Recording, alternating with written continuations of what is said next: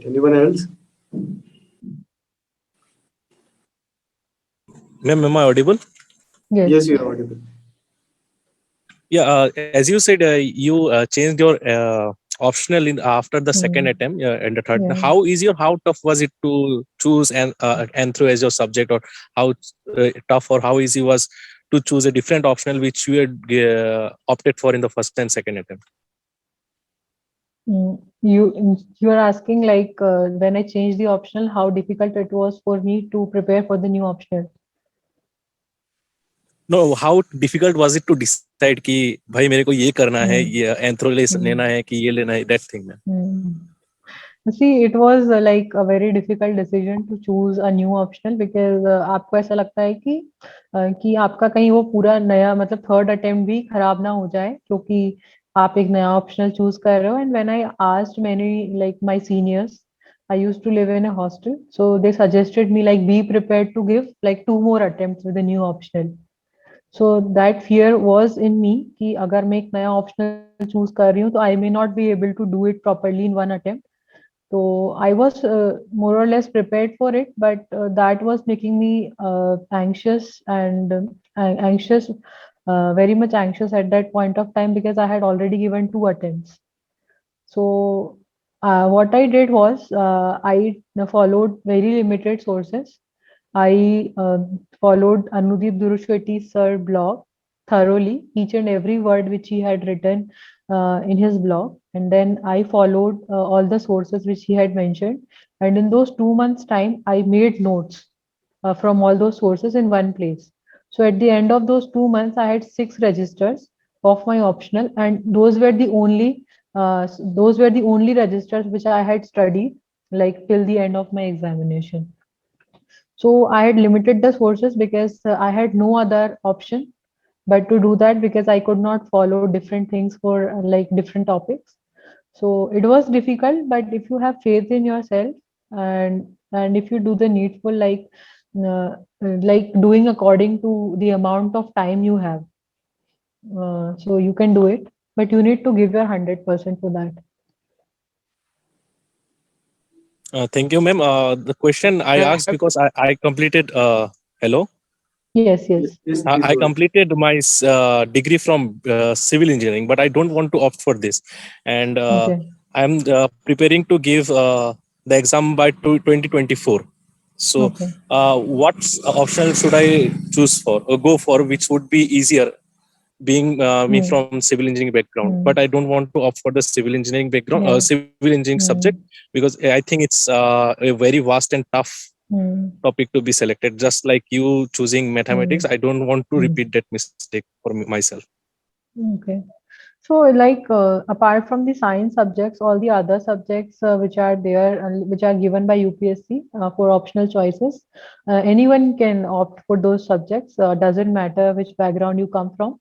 So you see the syllabus of all the optional subjects, be it science, as you are from the science background, and the non-science subjects, humanities subjects, and see the syllabus of them and try to find out which is the subject you can study for the longest period of time, because it may take you 1, 2, 3 attempts to clear this examination. So you will have to study that subject for a very, very long time. So just see the syllabus and also try to see like whichever subject you like, try to make a list of the subjects which you like and try to see the question papers of those subjects. So just like make a comparison between those subjects and then decide. Thank you, ma'am. Welcome. Hello, ma'am. Yes. Ma'am, my name is 𝐒𝐜𝐴. So my question for you is a follow-up question of what Razibul has asked you. So during like when we are choosing the optional subject, is there some kind of pattern that in some subjects the questions are really tough, and in some subjects those questions aren't really tough enough to attend? Is there some kind of pattern, some kind of system in those papers? Subject based when they're setting the papers? Some people say that, like for example, in geography, some people say that alternate years they give simple papers, and alternate years they give difficult papers. So I don't know, like uh, some people they overanalyze things. You don't go into those patterns because that is not going to help you in any way. It will just give you anxiety, because if you think that last year the paper was easy and now you'll think that it is going to be tough, so that will give you unnecessary amount of anxiousness. So don't think about all these things. You just try to prepare as better as you can and just focus on like how you are going to deliver it in a proper way. Thank you, ma'am. Welcome. Hello, ma'am. Ma'am, Yes. what are the pros and cons of having a science optional? See, the pros of having a science optional is that it is very objective. And suppose if your solution is right, so you are going to get full marks for those questions. But at the same time, the cons of it is that if you don't know how to solve it, then you can't write anything. Like in humanities paper, if you don't know exactly what the question asks, you can write things relevant to that particular topic which is asked in the question, but that you can't do in science papers. But both have their own pros and cons. So you will have to decide according to your own strength. Okay, thank you, ma'am. Welcome. Good evening, ma'am. Hello, Good ma'am. evening. Is my voice audible? Yeah. Yeah, I had a question regarding on the question paper of mains. There is Hmm. a instruction section on the first Yeah. page, Hmm. and the last point is written as attempts of the question shall be counted in sequential order. So, what does this mean by sequential order? Like, how should we attempt the questions if it comes in like the second question and third question like that, or we can directly jump on to fourth and fifth? No. In UPSC, they give you the answer sheet, and at the top of the answer sheet, they'll give you like they give you two pages for 10 marker questions and 3 pages for 15 marker questions. So on the first page, they'll give you question number one. They will write question number one, like what are the causes behind global warming, and then they'll give you two papers blank. And on the third page, they will give you question number two. They will write like this is the question, and then they'll give you 2 pages for that. So there is no confusion about it. So whichever question you can attempt first, like you can directly jump to the 10th question, 10th question, like question number 10, they'll ask you something, they'll give you 2 pages for it. Like I have seen, but in some of the state PSC papers, so they give you a blank answer sheet.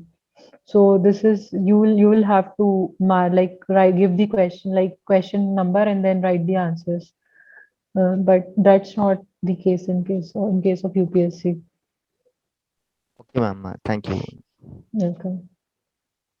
I would like to add and ask because the problem is APSC has recently shifted to the UPSC pattern. They have Hmm. revamped their syllabus, and students are not having an idea how the question paper will look like. A 10 marker or a 15 marker, will they get the Hmm. question on the paper, or will they have to choose the order themselves? So So is this going to be a 250 mark paper? nobody knows, and they have given the marks. It will be a 250 mark paper. But earlier, what used to happen was there were several different kinds of questions. Like Hmm. there Hmm. used to be a 2 marker, there used to be a 5 marker, 8 marker, and so on. Hmm. So And they have this not disclosed like how many questions and like how much marks will they entail. They haven't no, disclosed any such information. they haven't. They haven't. So But since we are all hmm, preparing the students in a similar way that you prepare for UPSC, a yeah. 10 marker and a 15 marker. Hmm. If that doesn't come, then definitely Hmm. we prepare for the worst. So like whatever distribution of marks they give you, so you consider one page for 5 marks. So if they ask you 10 marker question, write 2 pages for it. If they ask you 15 marker question, write 3 pages for it. 20 marker 4 pages. So that may be the easiest distribution which you can follow. That would definitely help. Hmm. Okay. Anyone else? Good evening, ma'am. Good evening. Ma'am, according to you in GS, what is the basic difference between a 6 out of 10 answer and a 4 out of 10 answer? Okay. How do I increase from a 4 out of 10 to a suppose 5 out of 10? Yeah. Suppose you are getting 4 out of 10 in any 10 marker question, that means you have done decently well in that question. So you have hit whatever is asked in the question. But to make it but to make that answer to get 5 or 6 marks, you need to value add. You need to add value to that answer. So that you can add by substantiating different points in an answer, by giving examples, and by adding different figures like percentages and all of that, and also by adding diagrams. But at the same time, you should not overdo anything.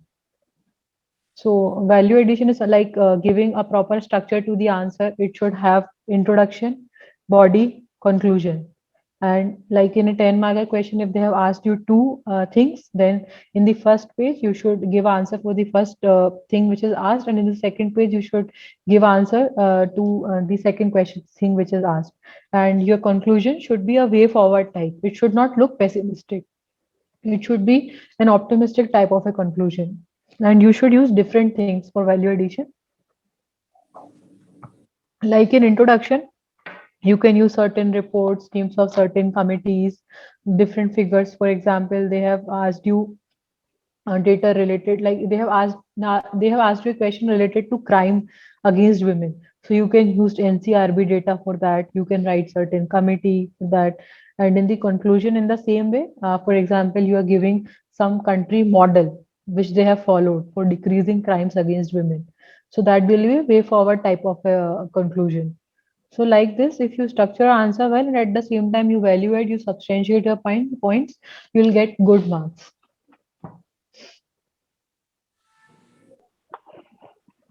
And ma'am, should we in the structure, should we experiment with the structure or should it be the same in पूरा paper में same structure में अगर लिखे तो sir ma'am वो क्या redundant हो जाता है कि ma'am like what do you want to like experiment in your structure? Like give me one example. Ma'am अगर सपोज सब हेडिंग दे रहे हैं मैम, सब हेडिंग दे रहे हैं तो मैम उसके बाद क्या मैम सपोज एक में hub and spoke model use कर रहे हैं और दूसरा में अगर फ्लो डायग्राम यूज कर रहे हैं तो चेंजेस लाना जरूरी है कि ma'am? That is not your structure. Your structure only entails how you are presenting your answer. In that is introduction, body, conclusion. These things we are talking about are part of value addition, and you can use different patterns of value addition in your answers.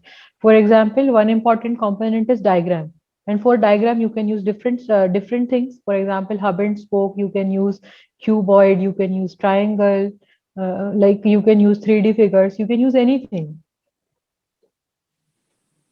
Okay, thank you ma'am. Yeah. Parth clear हुआ नहीं हुआ? हाँ sir हुआ. Okay, if you want to ask a follow up question तो पूछ सकते हो, but clear करो इस बात को. नहीं हो गया सर, हो गया. All right. Anyone else? Good evening, ma'am. Good evening. How have you kept yourself motivated and energetic during this journey? Do you want to ask how did ma'am keep herself motivated? Yeah. And energetic during this journey. Okay. Like, are you preparing alone or do you live in some hostel in which your friends are also preparing for this exam? Ma'am,